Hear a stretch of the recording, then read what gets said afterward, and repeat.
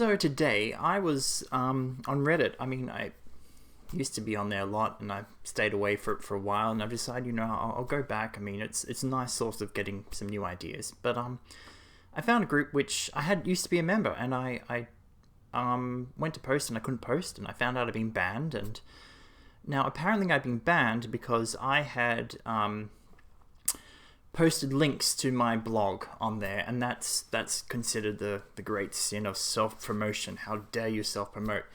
Even though my articles were relevant to the topics in that group and to issues that people were having there, and I was just trying to help, I was self-promoting, and that's wrong. I don't know why. I don't know why self-promoting is wrong. But anyway, the mods told me that what I needed to do was I needed to create my own subreddit, and I could just post all my links there if I wanted to. And so, well, I did. I went and created my own a subreddit, and I posted all the links to my blog and to my videos, like dozens of them. And then I went back and asked, well, can I be unbanned? And they've kind of gone, no, you can't be banned for extreme, excessive self-promotional spam. And I laughed and said, like, that's ridiculous. What are you talking about?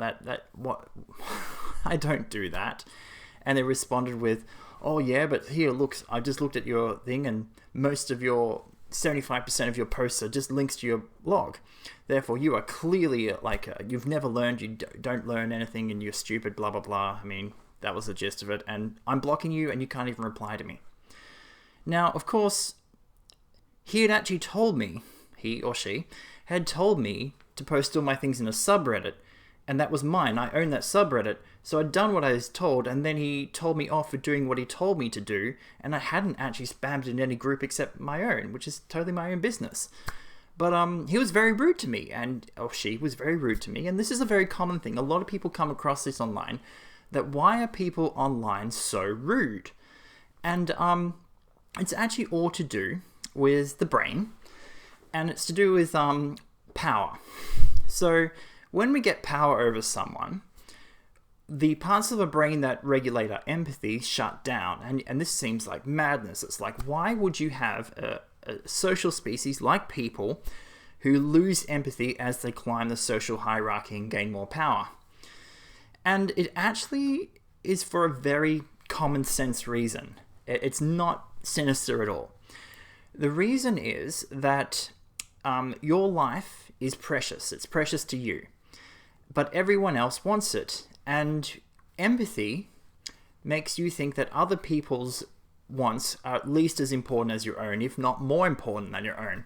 And so with too much empathy, the temptation is you want to sacrifice for other people, to give up what you have and neglect yourself. So something that you might have power over is your weekend. And you might want to spend the weekend doing something that you want to do, but your mates want to go off and go fishing. And if you have too much empathy, you will neglect yourself and not do what you want to do. But because you have power over the weekend, you have absolute power over the weekend, that weekend is yours. No one gets to tell you what you get to do with your weekend. And that's so it doesn't matter that you're friends, you can say, no, get lost, fellas, I'm doing my own stuff. Now, I'm just kidding. You probably wouldn't say that to your friends, and I'll explain why in a minute why you wouldn't say that. But you can see the point here is that because you have power over your own weekend, because it's yours, you have less empathy for other people who want to take your weekend from you. And that less empathy allows you to set a boundary and say, no, I'm not going to share my weekend because I have things that I want to get done. And we do this all the time. We don't even realize it. But the empathy is constantly going up and down depending on the level of power we have in a situation. We would never be that blunt like to our boss because they have the power of no longer employing us. And this is kind of true with the internet. So on the internet, it's totally true with the internet. On the internet, if you are talking to someone and they're being rude to you online, they're rude to you because you have no power to make a fuss or to yell at them or threaten them or anything like that. Whereas in person, you have the power to make some drama. And so because they're aware that you have the power to make drama for them, which they don't want, they're going to be a lot more polite to you. But online, you can go all caps and stuff like that, but you just look like a fool, and they've got all the power. They can just laugh and block you and treat you like trash, like the Reddit moderator was doing to me today, just treating me like trash. Because there's nothing I could do. I was completely powerless. And so, empathy off. And that's part of, this is not the reason why, why are church girls so much nicer than random girls you meet on, say, Tinder? And the answer is quite simple, that if you know a church girl, you probably know her church, and you probably know the people in her church, or at least some of them. And so if she's mean to you, you have the power to spread bad feedback about her, like, oh, she was so mean to me, and then her friends find out, and then she's embarrassed, and she loses face. So the church girl is going to be wanting to be very friendly to you because she doesn't want you to make a fuss for her. Whereas the random girl on Tinder doesn't know you, doesn't know your friends, doesn't know your family, doesn't know any of your connections. And so she feels like, oh, get away from me, you creep, you loser, I don't want anything to do with you. And she'd be that harsh. Well, she could be that harsh because the power imbalance is so great. You want her, she doesn't want anything from you. And so she's got no empathy, and she just will treat you like you're trash.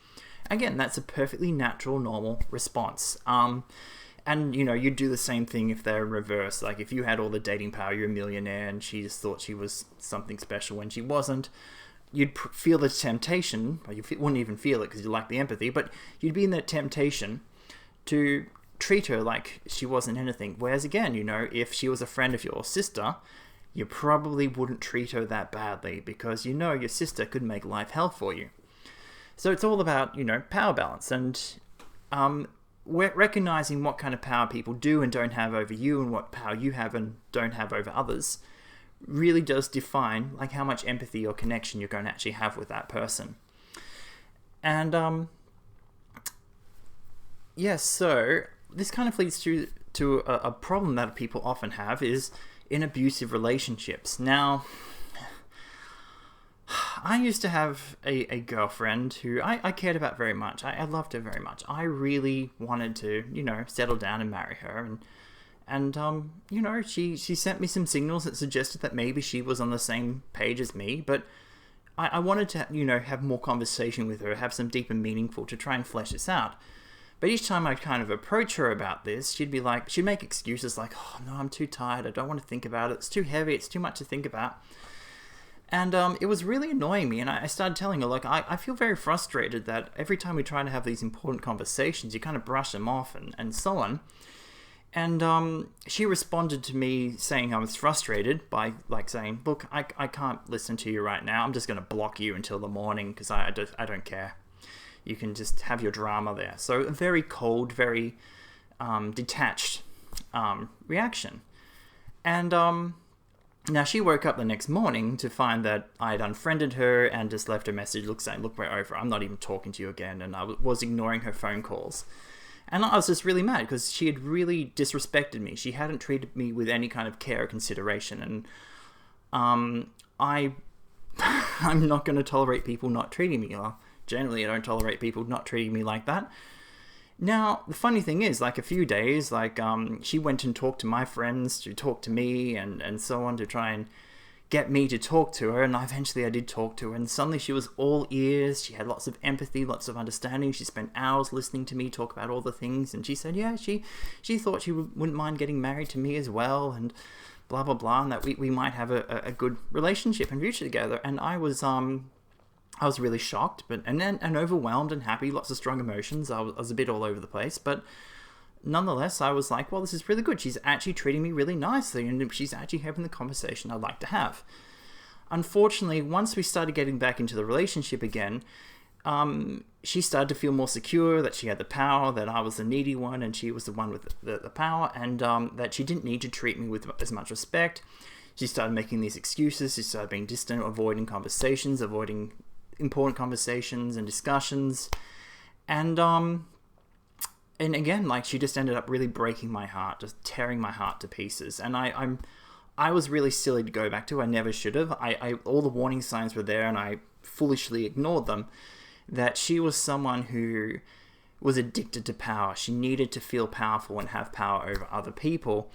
And so while at moments she might feel powerless and weak, and in those moments she'd be really understanding, tender and sweet and wonderful, all those good things, but ultimately her goal was to have that power, even though it would lower her empathy and make our relationship hell for me.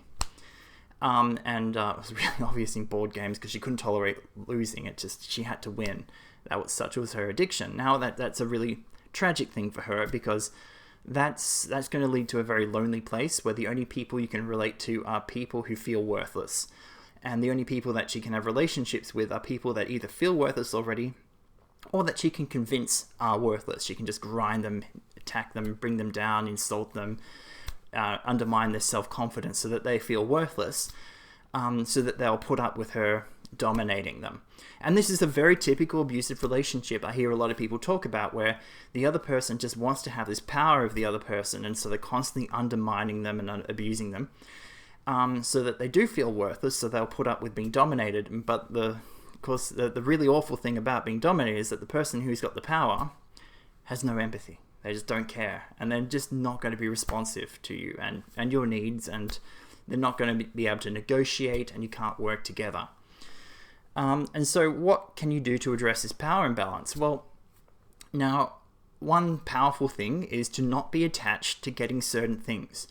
If you have an attachment to a dream, like a relationship or a job or career, a house or something like that, and you are so attached to it that you won't compromise on that, that is going to put you in a very vulnerable position where you can be manipulated by other people, or you can go down a self-destructive path. But if you can kind of say, look, I kind of know where I want to get vaguely, but I don't really care how I get there or who it's with, then you can just walk away from someone who's abusive, or you can walk away from a dream that's destroying you. Like if you've got an obsession with something that's not healthy, you can just walk away from that. And that gives you the power.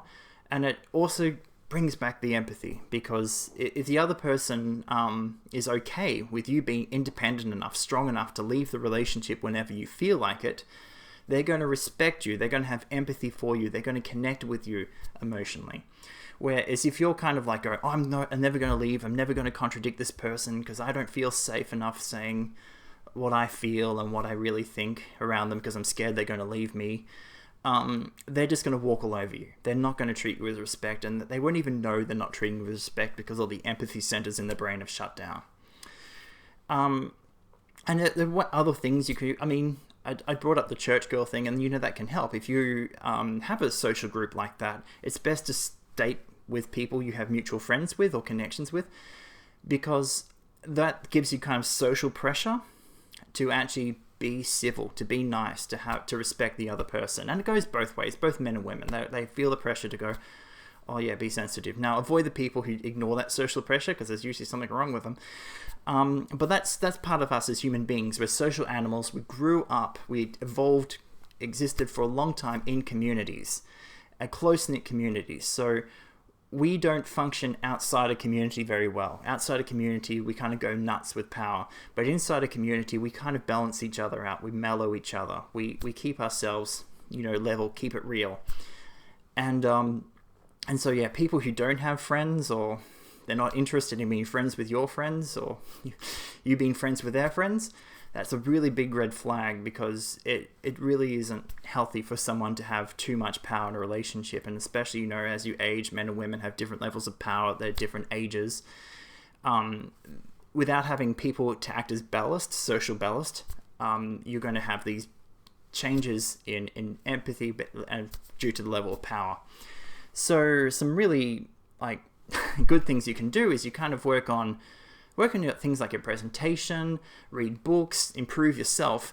Because if you are really good with your manners, your articulation, and you are friendly, people like you, you get a lot more social power.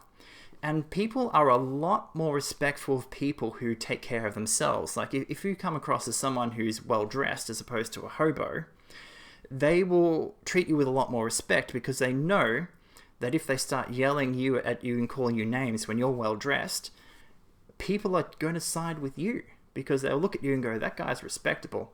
Whereas if you are dressed like a homeless person, they're not going to side with you because they say, well, you don't even respect yourself. So why should I respect you? Why should I take your side?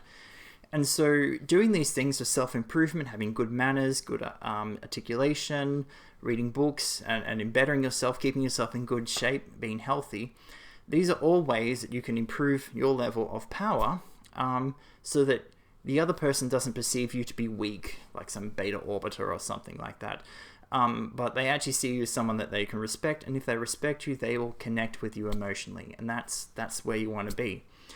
Now, of course, if you're a very enlightened, philosophical person, you can kind of have power over people and not lose your empathy, because you can relate to what it was like to be powerless yourself, and therefore when you see someone who's powerless compared to you, you can temper that. You can not let it go to your head. But the thing is, that's very rare. It's going against the pressure, the natural pressure to not have empathy. And you can't rely on people being that way, as wonderful as it would be. And those people, few as they are gems. You've got to really appreciate and value those people. If you've got one of them, look after them. And so, yeah, and one more thing, it's like with that mod who was really mean to me. Now, if I had 16 million subscribers instead of 16, he would have been so much more accommodating to me. He would not have been rude, because I would have had the social power of 60 million subscribers. So, you know what to do. Please like, share, and subscribe. Yes, do it now. Give me the power. Give me the power. I sorry. I'm alright. I'll control myself. Anyway, just help me grow the channel. I won't use my powers for evil. Promise. Until next time, Perspera ad Astra.